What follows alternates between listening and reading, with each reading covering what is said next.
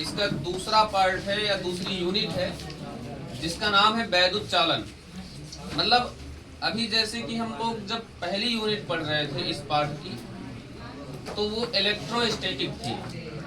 मतलब वहां पर आवेश को एक जगह रख दिया जाता था और उसके विषय में अध्ययन किया जाता था, है ना। तो स्थिर वैद्युत की है। अब हमें क्या करना है, आवेश को दौड़ाना है, गति करवाना है, मूव करवाना है। समझ रहे हो ना। तो अब ये जो हमारा टॉपिक शुरू हुआ है, ये यूनिट भी नहीं है और पार्ट भी नया है, टॉपिक भी नया है, ठीक है। जिसका नाम क्या है, वैद्युत चालन। इस चैप्टर के अंतर्गत इसके अंदर हम आवेशों को प्रवाहित करवाएंगे, आवेशों को मूव करवाएंगे, गति करवाएंगे, ठीक है।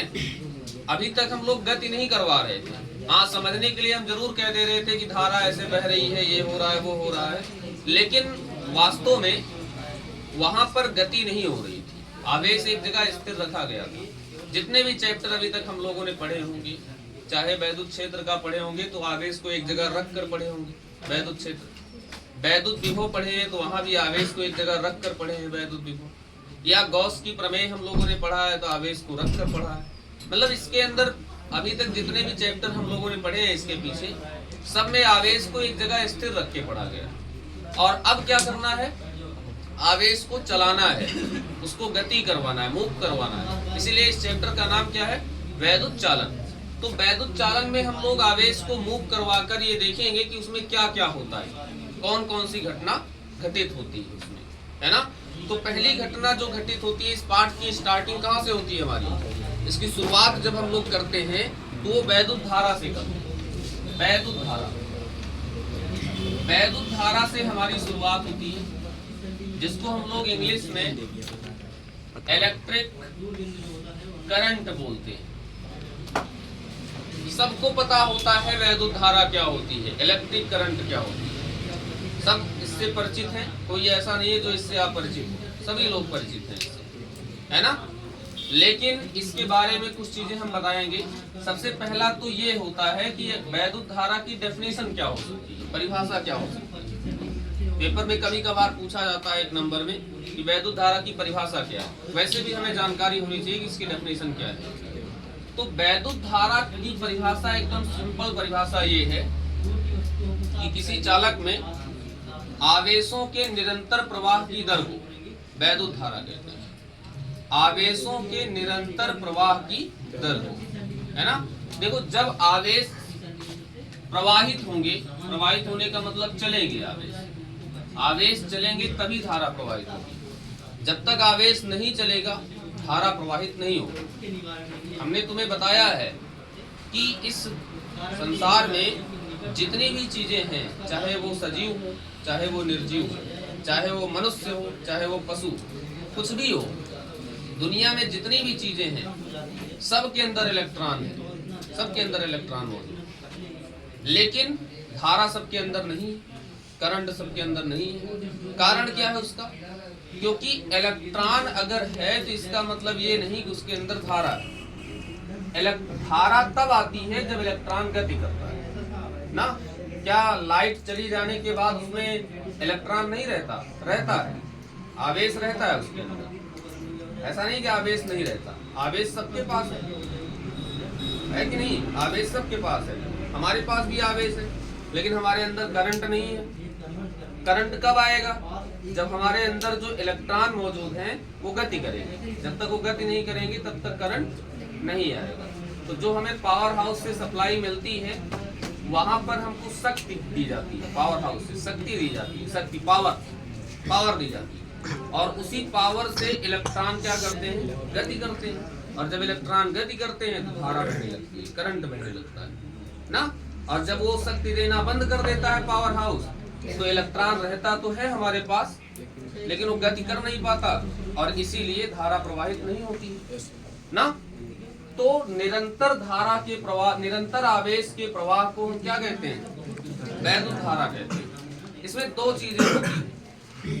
पहली बात तो इसमें निरंतरता होनी चाहिए, निरंतरता, लगातार होना चाहिए। इसीलिए अक्सर हम लोग जब धारा शब्द का इस्तेमाल अपने व्यवहारिक जीवन में भी करते हैं तो ऐसे पानी के लिए धारा शब्द का प्रयोग करते हैं जिसमें वो निरंतर बह रहा हो, उसी पानी के लिए अक्सर हम लोग नदी वगैरह के लिए धारा शब्द का इस्तेमाल करते हैं। तालाब वालाब के पानी को में हम धारा शब्द का प्रयोग नहीं करते। यहाँ से भी समझ सकते हो अपने व्यवहारिक लाइफ से भी, है ना, कि अगर पानी बह रहा होता है कहीं पे, लगातार बह रहा होता है, तो उसी के लिए हम धारा शब्द का इस्तेमाल करते हैं। इसका मतलब अगर कहीं धारा शब्द है तो उसमें निरंतरता होनी चाहिए। निरंतर आवेश प्रवाह की दर को क्या कहते हैं? धारा कहते हैं, वैद्युत धारा कहते हैं। किसी चालक में, क्योंकि इस चालक में तो आवेशों का प्रवाह हो ही नहीं पाएगा, आवेश उसमें प्रवाहित ही नहीं हो सकते, तो किसी चालक में निरंतर आवेश प्रवाह की दर को क्या कहा जाता है? धारा कहा जाता है। धारा को हम दिखाते किससे हैं? आई से दिखाते हैं। आई बराबर होता क्या है? Q बटे T होता है। इसका मात्रक क्या होता है? मात्रक इसका, अगर Q की बात करें तो कूलाम और T की बात करें तो सेकंड, कूलाम बटे सेकंड इसका मात्रक है ना। ये कैसी राशि होती है? यहाँ एक समस्या है, ये राशि कैसी होती है? ये सदिश राशि है कि अदिश राशि है? ये दोनों नहीं है अगर सही से देखा जाए तो। इसके बारे में हम पहले भी चर्चा कर चुके हैं कि धारा जो होती है वो प्रदिश राशि होती है, टेंसर क्वांटिटी होती है। परंतु कक्षा 12 की सिलेबस में टेंसर क्वांटिटी नहीं है, प्रदिश राशि नहीं है, इसलिए इसको हम सदिश राशि मानते हैं, है ना। वैसे इसके पहले हम लोग 11th क्लास तक इसको अदिश राशि मानते थे, अदिश राशि मानते थे, परंतु ये यहाँ पे सदिश राशि मानी जाती है। तो फिजिक्स वाले कुछ भी बोल दें, कोई पता नहीं है कब क्या बोल दें। और ये प्रदिश राशि, ठीक है, तो सदिश राशि सही ये प्रदिश राशि, टेंसर क्वांटिटी। और ये सदिश राशि यहाँ पे इसलिए मानी गई है क्योंकि यहाँ दिशा का इफेक्ट है। जैसे अगर मान लो कि हमने एक फिगर बनाया, ये फिगर, ठीक है, मान लो इसमें बह रही है 5 एम्पियर की धारा, इसमें बह रही है 4 एम्पियर की धारा या 3 एम्पियर की धारा, तो इसमें कितने की धारा बहेगी? कितने की धारा बहेगी इसमें? बताओ हमें। इसमें 5 एम्पियर बह रही है, इसमें 3 एम्पियर बह रही है, तो इसमें बहनी चाहिए 8 एम्पियर की धारा। सही बात है, 8 एम्पियर की धारा भाई 5 इधर से आ रही है, 3 इधर से आ रही है, कुल मिलाकर 8 हो जाएगी। अब सेम टू सेम वही फिगर फिर से बनाएं, सेम टू सेम वही फिगर, सब कुछ वही रहे, मान भी वही रखा जाए, 5 एम्पियर, 3 एम्पियर। अब बताओ इसमें कितनी बहेगी? कितनी बहेगी इसमें? ये 5 एम्पियर थी, यहाँ पहुंचने के बाद कुछ धारा इस तरफ चली गई 3 एम्पियर, तो इसमें कितनी बहेगी? मतलब एक तीर हमने अगर चेंज कर दिया, यहाँ तीर का मुंह हमने इधर रखा था, यहाँ इधर कर दिया, मतलब डायरेक्शन हमने बदल दिया। जैसे ही हमने डायरेक्शन को बदला, धारा का मान बदल गया। जैसे ही हमने डायरेक्शन को बदला, धारा का मान क्या हुआ? बदल गया ना, बदल गया कि नहीं? तो यहाँ पे क्या होगा कि ये सदिश राशि मानी जानी चाहिए, सदिश राशि। लेकिन देखो इसमें एक समस्या आ गई। सदिश राशि तो मान सकते हैं, इसलिए मान सकते हैं क्योंकि हमने दिशा को बदल दिया तो मान बदल गया ना। सदिश राशि हो सकती है, परंतु इसमें एक प्रॉब्लम है।